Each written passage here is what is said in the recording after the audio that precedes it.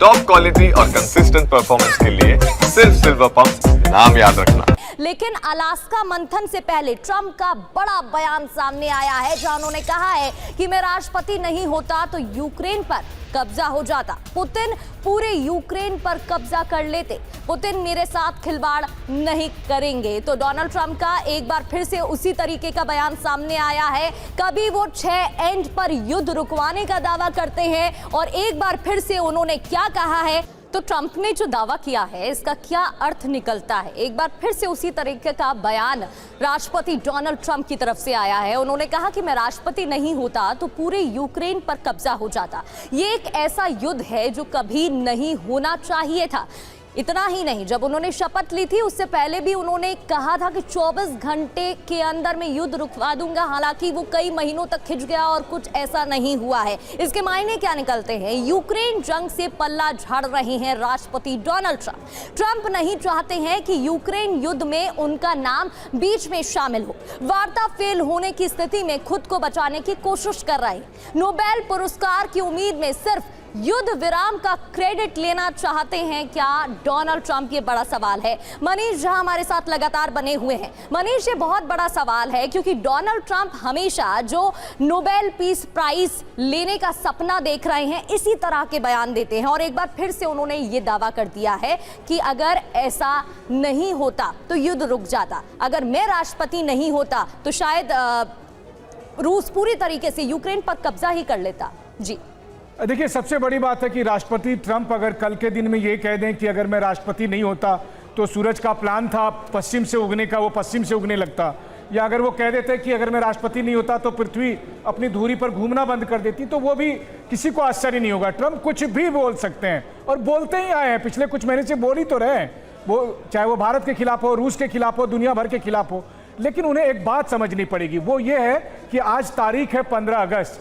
15 अगस्त जैसे हमारे लिए स्वतंत्रता दिवस है, वैसे ही 15 अगस्त वो तारीख है जब 2021 में अमेरिकी फोर्स को अफगानिस्तान से जिस हालत में भागना पड़ा था तालिबान के डर से, वो भी पूरी दुनिया ने देखा। और उसी दिन से अमेरिका की जो ये हेजिमनी है, जो वर्चस्व है, वो दुनिया से खत्म हो गया। उसके बाद 3 साल तक लड़ाई चली रूस के खिलाफ। अमेरिका और 30 देशों के गठबंधन ने पूरी ताकत लगा दी, तब भी आज रूस अपने माथे पर विजयश्री का वरण किए। आज रूस के राष्ट्रपति अमेरिका की सरजमी पर जा रहे हैं और वहां पर बैठ के बात करेंगे और वहां पर भी खुद अमेरिका के विदेश मंत्री कह रहे हैं कि हमारे पास दबाव देने का ऐसा कुछ भी नहीं है जिससे हम पुतिन को मजबूर कर सके सीज फायर देने के लिए। तो आप सोचिए, ये अमेरिकी वर्चस्व वो है नहीं जिसका वो कम से कम मुगालता पाले बैठे हैं। ये एक हकीकत है, डिप्लोमेसी के टेबल पर इस बात को समझने की जरूरत है। दूसरी बात है, पुतिन पहली बार किसी अमेरिका के राष्ट्रपति से नहीं मिल रहे हैं। पुतिन ने अब तक 5 अमेरिकी राष्ट्रपतियों को डील किया है। पहले उन्होंने क्लिंटन को देखा, फिर बुश को देखा, फिर ओबामा को देखा, फिर बाइडेन को देखा और फिर ट्रंप को देखा। आज ट्रंप कहते हैं कि अगर मैं राष्ट्रपति नहीं होता तो यूक्रेन पर कब्जा हो जाता, जबकि यही ट्रंप ये भी कहते हैं कि 2019 में पहला जो सबसे बड़ा मिसाइल था वो यूक्रेन को यही ट्रंप ने दिया था जब जेवलिन मिसाइल दी थी। तो बहुत सारी बातें हैं, लेकिन इन सब के बीच अब बात यह है कि वो पुतिन के साथ जब बैठेंगे और वहां से अगर कोई रिजल्ट लेकर नहीं आएंगे तो ट्रंप के इस भोपू से कम कोई भी मुल्क डरने वाला नहीं है। बिल्कुल, और जिस तरीके से वो लगातार बयान दे रहे हैं और उस पर दूसरे देशों का जो रुख सामने आ रहा है उससे तो मनीष यही साफ हो रहा है। लौटूंगी अलास्का के एंकरेज में जहां ट्रंप और पुतिन की मीटिंग होनी है, वहां इस वक्त क्या हो रहा है, कैसी तैयारी चल रही है, उससे जुड़ी एक ग्राउंड रिपोर्ट एंकरेज से। तो ये रिपोर्ट आपको दिखा रहे थे, ये वो जगह है जहां पर सभी पत्रकार रुके हुए हैं क्योंकि पत्रकारों का पहुंचना भी वहां पर शुरू हो गया है और प्रेस ब्रीफिंग भी कर सकते हैं मीटिंग के बाद। डोनाल्ड ट्रंप और पुतिन, ये भी खबरें हैं तो कई सवालों का जवाब भी देंगे। बढ़ते आगे, अलास्का एग्रीमेंट के सीक्रेट दस्तावेजों से ये पता लगा है कि ट्रंप यूक्रेन विभाजन का प्लान पहले ही तैयार कर चुके हैं। पुतिन के सामने ट्रंप ये प्रस्ताव रखने वाले हैं कि यूक्रेन की जमीन पर रशिया का शासन कायम किया जाएगा। ट्रंप की इस घोषणा से यूरोप में एटमी संग्राम भड़क सकता है और ट्रंप ने गाजा मॉडल लागू करने का प्रस्ताव भी तैयार कर लिया है।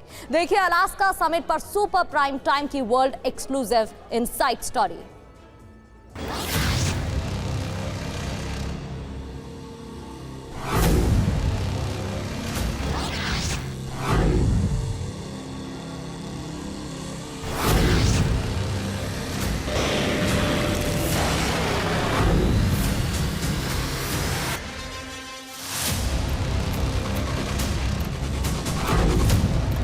ट्रंप और पुतिन की अलास्का समिट का काउंटडाउन शुरू हो चुका है।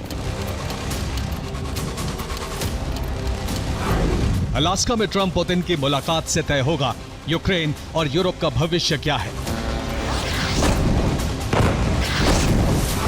लेकिन इस मुलाकात से 4 पार्टियों के हित जुड़े हैं।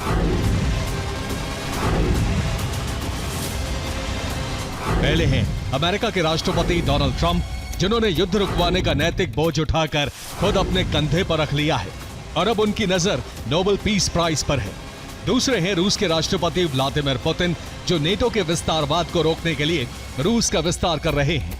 तीसरे हैं यूक्रेन के राष्ट्रपति वोलोदिमीर ज़ेलेंस्की, जो यूक्रेन की संप्रभुता बचाने के लिए जंग लड़ रहे हैं।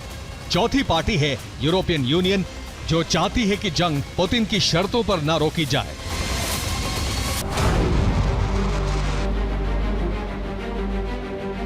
अलास्का समिट से यह तय होगा कि अब युद्ध विराम होगा या महासंग्राम। ट्रंप की प्राथमिकता है युद्ध विराम और इसीलिए यूरोप में एक नया वेस्ट बैंक बनाने की प्रस्तावना तैयार हो चुकी है।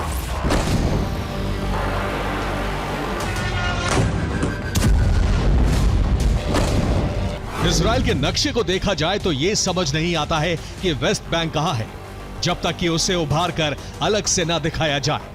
कुछ ऐसा ही मॉडल यूक्रेन में लागू होने जा रहा है। रूस ने जंग में अब तक यूक्रेन का जितना हिस्सा जीता है वो रूस में बिना शामिल किए ही शामिल कर दिया जाएगा। यह प्लान ट्रंप के विशेष दूत स्टीव विटकॉफ ने तैयार किया है।